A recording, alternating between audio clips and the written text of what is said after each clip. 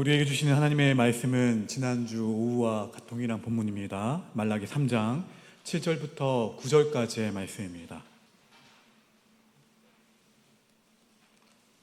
말라기 3장 7절과 8절과 9절의 말씀을 우리 한 절씩 교독하겠습니다. 만군의 여호와가 이르노라. 너희 조상들의 날로부터 너희가 나의 규례를 떠나 지키지 아니하였도다. 그런즉 내게로 돌아오라.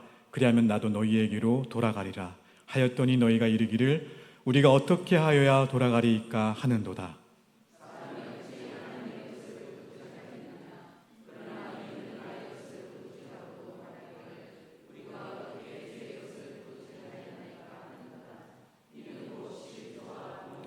함께 있습니다. 너희 곧 온 나라가 나의 것을 도둑질하였으므로 너희가 저주를 받았느니라. 아멘. 이 시간 한나에 나오셔서 하나님께 찬양으로 영광 돌리겠습니다.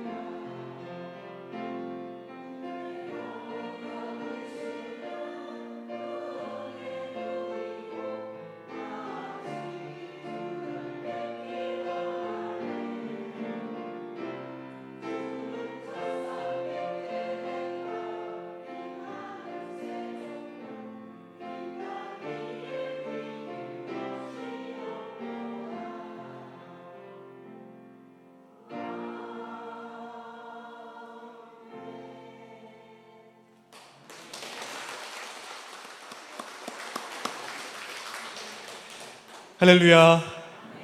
우리 함께 앞뒤 좌우 바라보시면서 이렇게 축복합시다. 예수님 한 분이면 충분합니다. 먼저 마태복음 6장 21절 말씀을 화면을 보고 함께 읽겠습니다. 시작. 내 보물이 있는 그곳에는 내 마음도 있느니라. 마음이 어디로 흐르고 있는지 보면 마음이 어떠한지 알 수가 있습니다.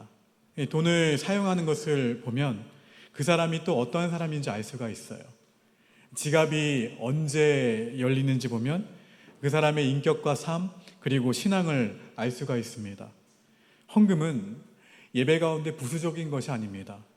11조 헌금은 예배의 근본이에요. 하나님에 대한 태도를 나타내는 그 구체적인 행위가 11조입니다. 사실 다른 것을 통해서는 알 수가 없습니다. 열심히 지금처럼 말씀을 듣는 것, 열심히 찬양하는 것으로는 그 사람의 신앙이 어떤지 알 수가 없습니다. 예배 시간에 앉아있는 모습만으로는 그 사람의 신앙을 알 수가 없다는 거예요. 하지만 돈을 어디에 가장 많이 사용하는지 보면 그 사람의 가치관을 볼 수가 있습니다. 물질을 어디에 사용하는지 보면 그 사람의 관심사가 무엇인지 알 수가 있어요. 자신의 몸을 위해서라면 돈을 아끼지 않는 사람이 있는데 그 사람은 자신의 몸을 아주 중요하게 여기는 사람이겠죠. 또 책을 사는데 많은 돈을 사용하는 사람이 있는데 그 사람의 관심사는 사람의 정신에 있는 거예요. 자신의 외모를 중요하게 여기는 사람은 자신의 미모를 가꾸는데 돈을 아까워하지 않습니다. 취미를 위해 돈을 아끼지 않는 사람은 취미를 가장 가치 있는 것으로 여기죠.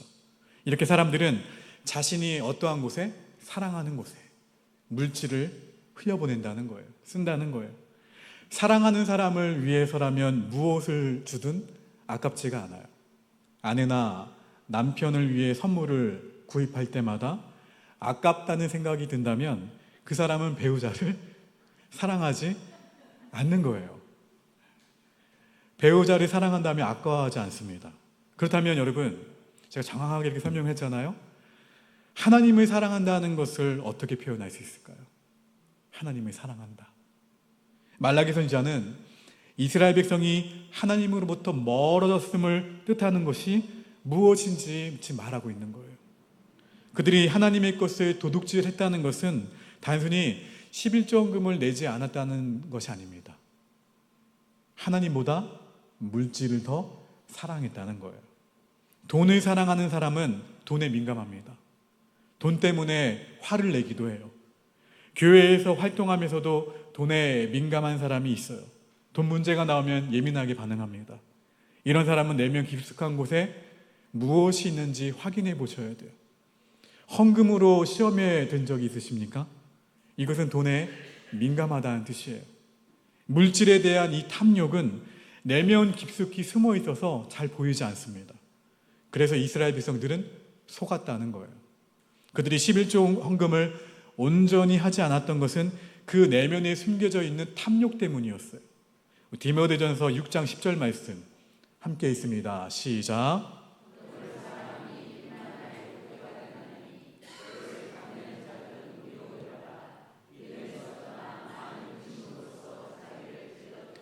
사실 돈을 사랑하는 것은 일만하게 뿌리로 끝나지 않아요.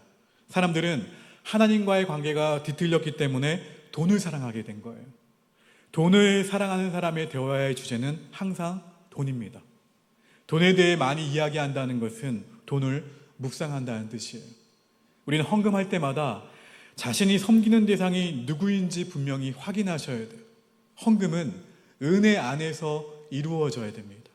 11조는 구약의 율법이기 때문에 신약 시대에는 폐기해야 된다는 이렇게 주장하는 사람들도 있어요. 오늘날 11조 문제로 이러한 논란이 일어나는 이유는 교회가 헌금을 바르게 사용하지 못하기 때문에 일어나게 된 거예요. 이는 교회가 책망을 받아야 될 이유죠. 또 교회의 저와 같은 지도자가 책망을 받아야 할 일입니다. 하나님이 다스리실 거예요.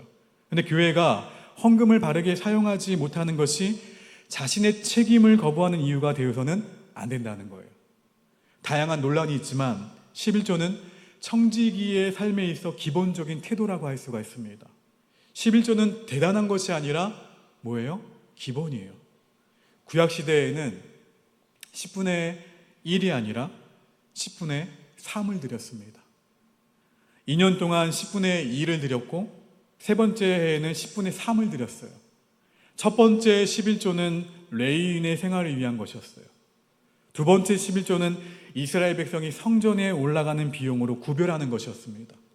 세 번째 11조는 각 지방의 거룩한 곳간에 쌓아두었어요. 무슨 말이냐면 고아와 과부와 나그네를 돕는 데 사용하는 것이었어요. 말라기 선지자는 11조에 대해 말하면서 누구를 시험하여 보라? 하나님을 시험하여 보라 라고 말하고 있어요. 말라기 3장 10절 말씀 같이 읽어봅니다. 시작.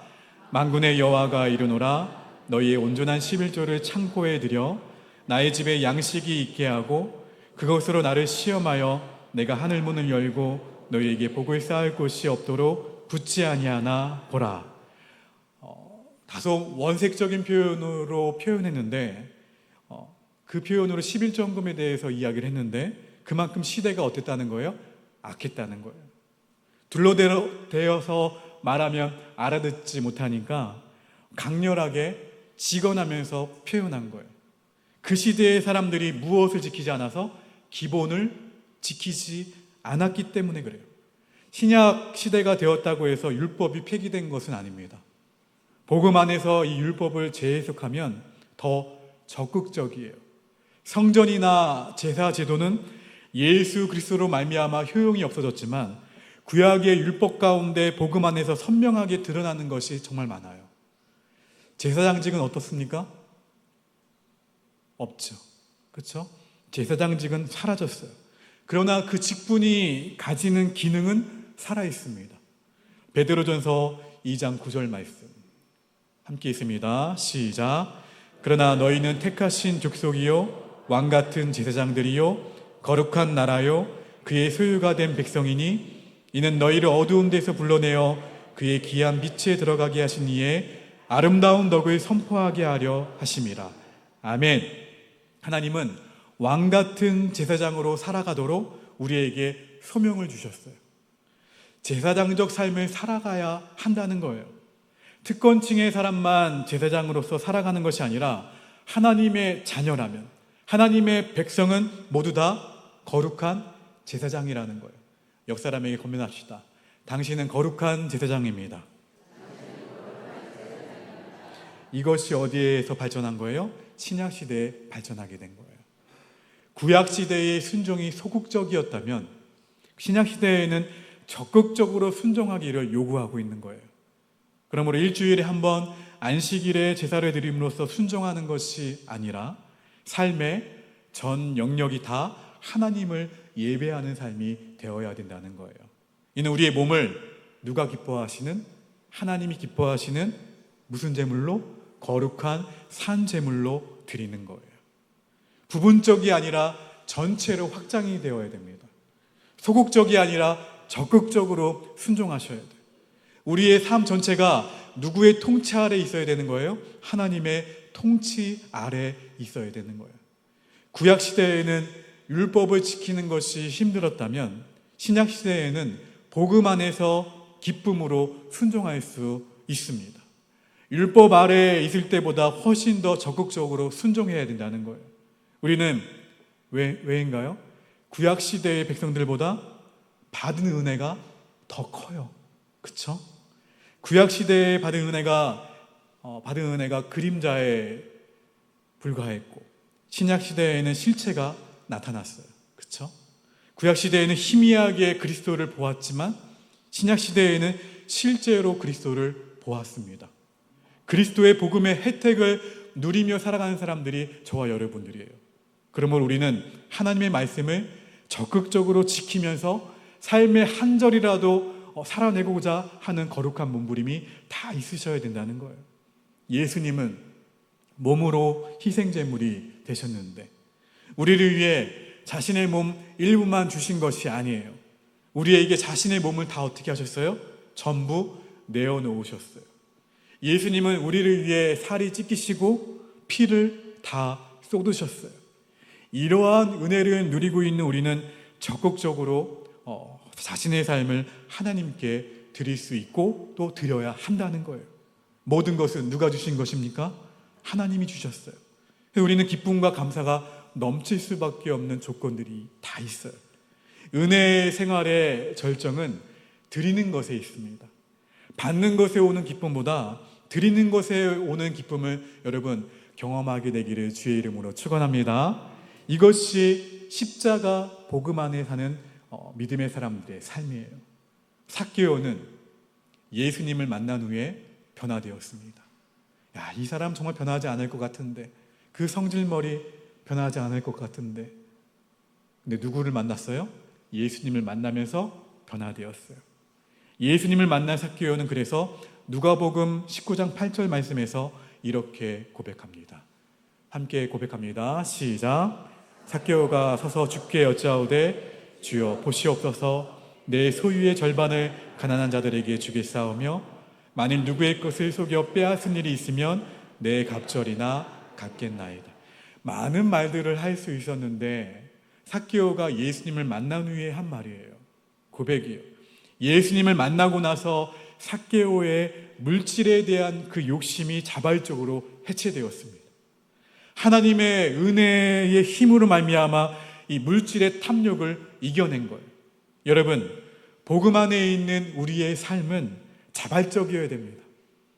억지로 하는 것이 아니라 기쁨으로 하셔야 돼요. 11조를 드리는 정도가 아니라 내 삶을 기꺼이 드릴 수 있어야 된다는 거예요. 하나님으로부터 받은 그 은혜가 정말로 크기 때문에 그 은혜의 힘으로 이렇게 할 수가 있다는 거예요. 그런데 여러분 어떻습니까? 은혜의 힘이 없으면 모든 것이 다 어렵게 느껴져요. 그래서 억지로 할 수밖에 없어요. 억지로 하다 보면 어떻게 됩니까? 형식적으로 하게 돼요. 형식적으로 하다 보면 사람의 눈을 속이게 됩니다. 이처럼 은혜가 없으면 사람의 힘으로 하게 된다는 거예요. 사람의 힘으로 결국 하게 되면 하나님을 기쁘시게 할 수가 없다는 거예요. 우리는 하나님의 나라를 위해서 일하고 있나요? 세상의 나라를 위해서 일하고 있나요? 세상의 나라에서는 물질이 신입니다. 제일 우선이죠. 그러나 우리는 눈에 보이지 않는 하나님의 나라를 섬기는 사람으로 오직 하나님 한 분만 섬겨야 합니다. 하나님의 것을 도둑질하면 어떤 일이 일어나나요? 인생 전체가 도둑질 당할 수가 있다는 거예요. 삶 전체를 잃어버릴 수 있습니다. 물질의 영역에서 하나님의 축복을 경험할 것인지, 아니면 물질의 영역에서 구멍이 생겨서 이 삶의 유출을 경험할 것인지는 매우 중요한 주제예요. 돈 문제는 단순히 돈 문제로 끝나지 않습니다. 우리의 신앙과 우리의 삶 전체를 끌어가는 핵심 문제라는 거예요. 이것은 영적인 문제일 수밖에 없어요. 오늘날은 만몬을 우상으로 섬기는 시대를 살아가고 있습니다. 만몬은 하나님의 자리를 항상 넘보기 위해서 호시탐탐 기회를 노리고 있어요. 그럼 우리는 날마다 영적 전쟁을 치르며 살아가는 사람들이에요. 하나님은 말라기 선지자를 통해 하나님의 것을 도둑질하는 것을 멈추지 않으면 심각한 결과가 올 것이라고 말라기 3장 9절에서 말씀하셨어요. 우리 9절 말씀 읽어봅니다. 시작.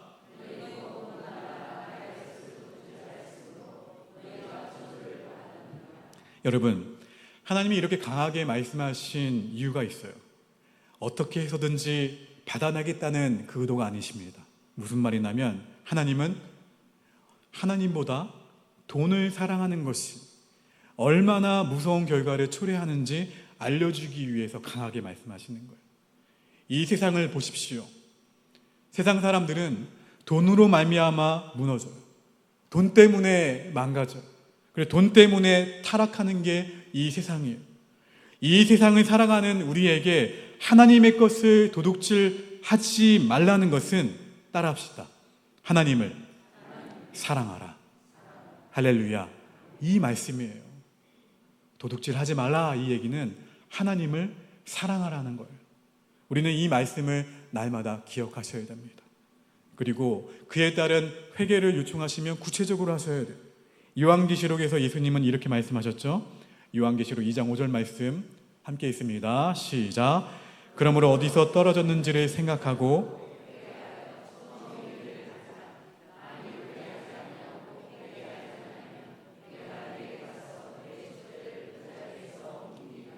말라기 시대에 이스라엘 백성들은 예배에 실패했습니다. 예배를 드렸지만 예배를 실패했어요. 그들은 하나님을 섬긴 것이 아니라 물질을 섬겼는데 11조를 도둑질한 것으로 이런 사실이 드러나게 됐어요.